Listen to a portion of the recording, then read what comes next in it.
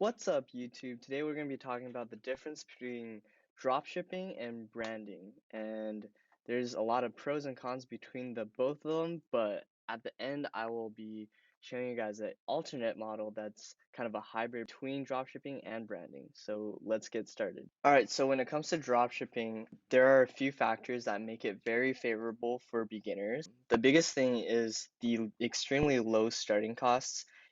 All you really have to pitch in money for is the advertising costs. And when someone buys that product, then you can actually fulfill it on AliExpress. And obviously, your margins can get even lower once you do higher volumes.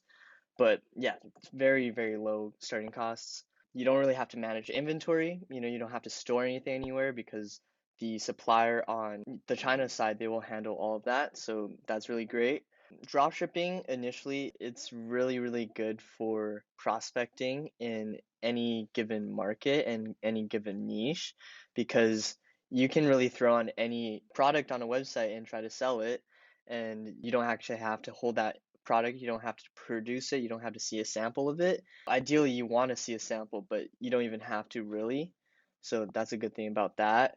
And finally, hot product dropshipping, if it's done right and if you get a very mass appeal product, you can do extremely, extremely well.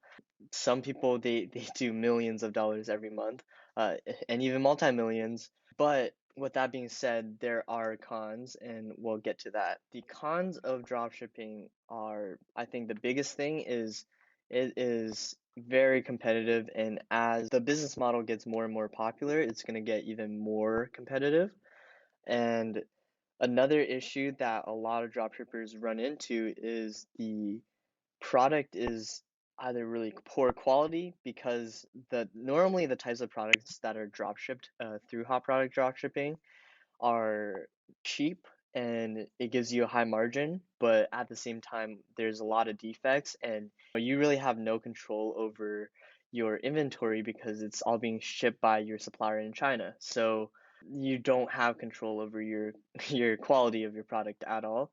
The return customer rate is also extremely low just because most people who buy hot product dropshipping products, they probably did it out of impulse, and when they receive the experience of waiting at least 2 weeks for their products, they probably don't want to come back and buy your product again because they could go on Amazon or they could go on a different service, a different website, and get the same product for even cheaper of a price. So it doesn't really matter.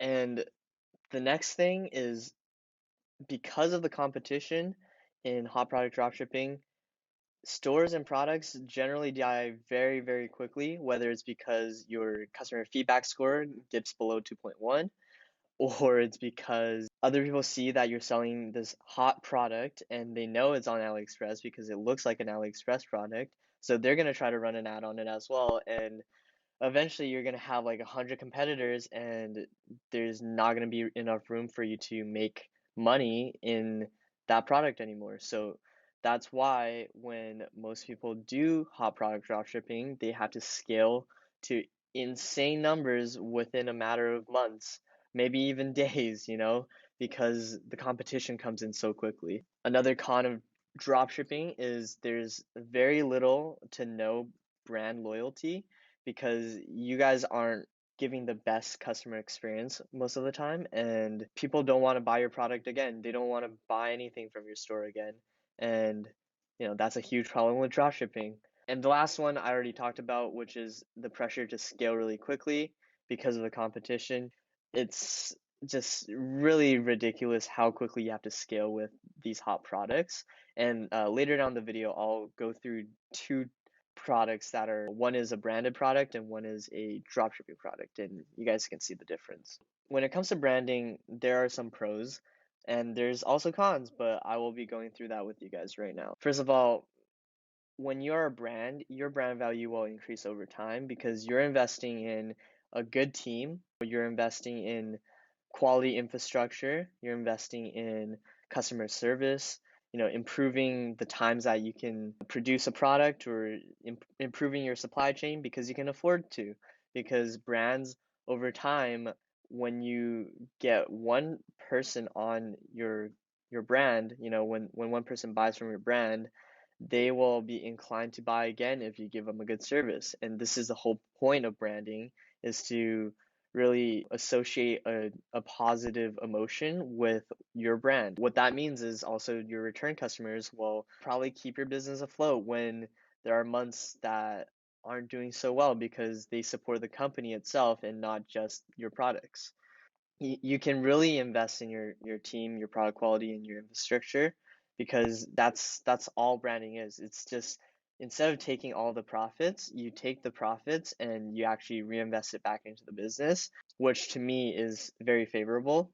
And next is, if you build a really good brand and you guys build credibility, it opens up a lot of doors to working with bigger influencers, celebrities that also have their own personal brands, and they're very, very picky with who they work with. And finally, and this is my favorite thing about branding, is brands can be sold after a year or 2 years of solid finances, where you show, hey, you guys are either consistently growing or consistently making a profit, or you show that, hey, I have a really good infrastructure, my team is really well built out, and investors, they love to look at that and they think it's amazing. So those are the pros of branding, and now let's get to the cons.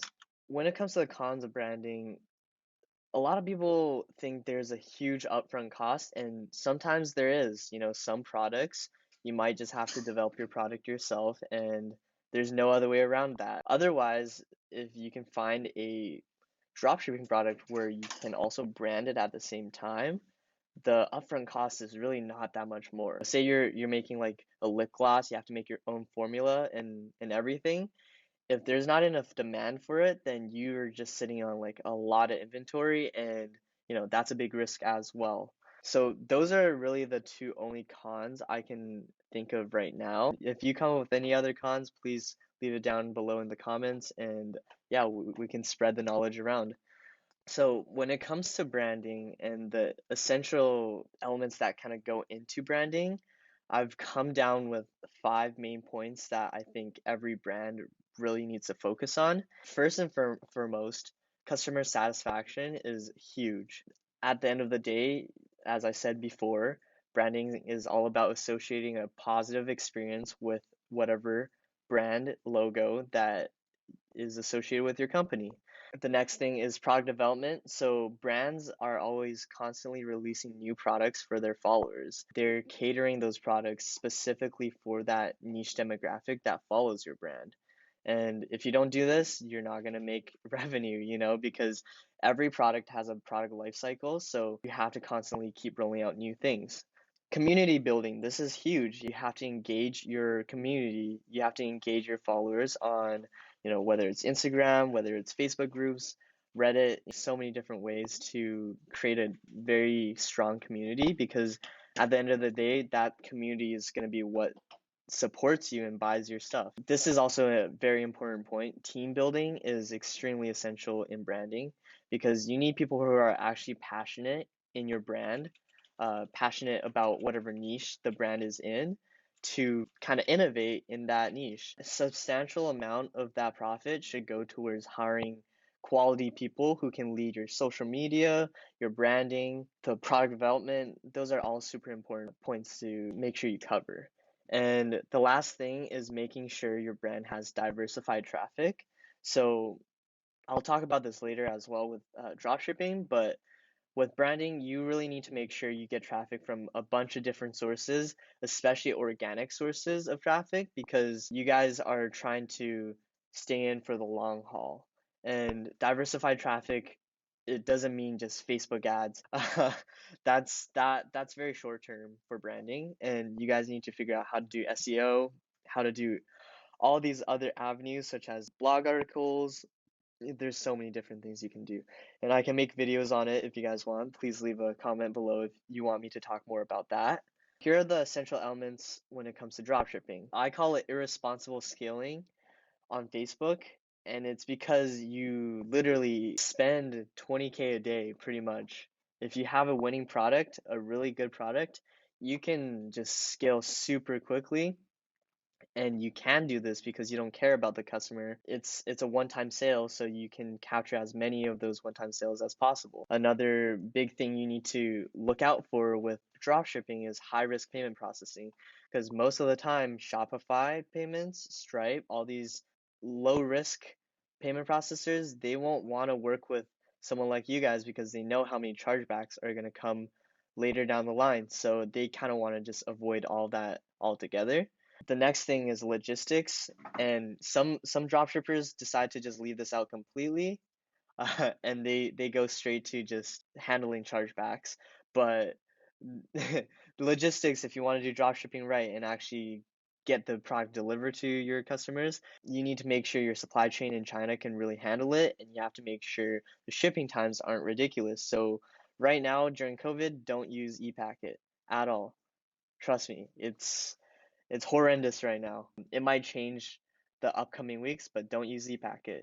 I recommend using 4PX or Unixpress. The next thing is chargeback management. Your store isn't finished at just making the sale. You actually have to, well, some people they skip this step as well and they just close their store altogether, delete the domain, just like take away all forms of contact. But there are still going to be a lot of chargebacks, which means you need to respond to those cases and make sure you don't lose a lot of money, because every chargeback I think you lose $25 on top of whatever money you already have to refund to the customer. And the next thing that's a very essential element is you have to be able to thrive in a very fast-paced environment. So hot product dropshipping, it can be like this. You find a product and the next day you have to figure out how you're going to ship 2,000 units in a day. That's how quickly you need to be able to uh, figure that out, and you need to have that infrastructure set up. You need to be very well versed with Chinese suppliers, have really good relationships, or have a team that's in China that can help you figure that out. Because if not, it's going to be really hard to keep up with all the orders that you're going to be selling. Dropshipping versus branded products. So, dropshipping products, they need to have very, very high margins just because it's a one-time sale. So you have to be able to cover your advertising costs. You need a high margin to be able to scale higher, because the lower your profit is at scale, it's going to get even lower. Your margin will just keep depreciating as you scale higher and higher. That's just how Facebook works. Your CPA, cost per acquisition, will end up costing more money as you scale up. Dropshipping products must have some sort of mass appeal. For example, there's a lot of mosquitoes around. A lot of people have huge problems with mosquitoes. So, you can sell this product to a lot more people than something more specific, like, say, for example, a keyboard, a gaming keyboard. That's still a big niche, but there's a lot less people wanting to buy gaming keyboards than there is with people who want to buy just general dropshipping products that can solve a problem really quickly. Brandable products, on the other hand, they can also have high margins, and they don't necessarily have to if it's a recurring product, and it's better if the product can be recurring. That means something where people go in once and they'll buy it again later on. So for example, there's this company called Hubble Contacts, and they sell eye contacts, and they give their first package for free, and you just have to pay, I think it's $3 shipping, and they'll give you the entire package for free, because they're banking on the fact that you're going to come back and buy more because the experience was great. That's one thing that I like about branding, is that you can, for the first sale, you don't have to even make a profit, because you can rely on the future purchases to make up for that. Brandable products, they need to have a specific niche appeal, and they should be relatively unique. Brandable products, there are brands that are very broad as well, but it's a lot easier to brand a product that has a very specific niche that you're catering to. So brandable products need to have, some sort of appeal to a smaller audience who are very passionate about whatever niche they're in. That audience has very specific needs, right? And they have very specific requirements of what type of product they want. And if you can fill that gap for them, they're so happy to support you, and any of your future products will be in the same niche as well, so they'll probably buy those as well. So that's a great thing about branding. This leads me to the last thing, which is branded dropshipping. A lot of people don't realize that, hey, you don't have to do one or the other. You can do both. And what that means is, first, you can find a product that you want to brand, and if it doesn't exist, you can make a render of it and you could put it up on your website for pre-order. And you can still run Facebook ads to that product just like you would with a dropshipping product. You don't need to have that product in hand or anything. Just eat the cost for the advertising, but at least now you know you've validated the product, and now you can feel safe about investing, however much thousands of dollars into creating this product. You can, if it's a product that's from China, that can be sourced from China, then you can start by selling a few to customers, build up your capital, and then once you do, get a warehouse. Use 4PX. They have a warehouse service where you can send products to them and work with the manufacturer to invest in good quality packaging. What I would recommend is you guys should operate at lower margins. So what that means is pay for the more expensive shipping so it's quicker, and pay for whatever it is that will give the customer better satisfaction temporarily until you can invest in US inventory. And when you can invest in US inventory, 100% of the time you need to invest in it, because the shipping times are just unmatched. And even if it's relatively the same shipping time, say you have some crazy fast shipping method from China, the package that's going to arrive is just going to look a lot better, because when things arrive from China, you have to think about the distance that it's traveling. It's going to get beat up. Like if you've ever received a package from China, you can tell it's from China, and it really takes away from the customer experience. So by all means, if you can, invest in the US inventory. Branded dropshipping is amazing, and I'll talk more about this later on in my channel. I really want to make this channel about branded dropshipping because I really believe in it, and I think dropshipping as it is now is making one-time sales and then you're dipping out of the game. And it's not very fun for anybody because the customer gets ripped off. You have to find a new store to run up again, and it's just a lot more work, in my opinion. We're going to go on and look at two products that are, kind of similar. One is a hot product dropshipping product, and one is a branded product. So let's click on these and actually take a look. So this first product is called, well, they put their own trademark. I don't even know if this is legal to put a trademark logo when you don't have a trademark on it, but it's just an insect trap. Everyone's seen this sold before, so it's a super saturated product, but this is what a general dropshipping product looks like, because you can just tell it looks cheap. Let's go to their catalogs. All of these are hot product dropshipping products, and let's look through to see if any of them can be branded. So this fishing lure, you could maybe brand this because it is appealing to more of a specific audience of fishers. So you could release more and more products that are for people who like fishing.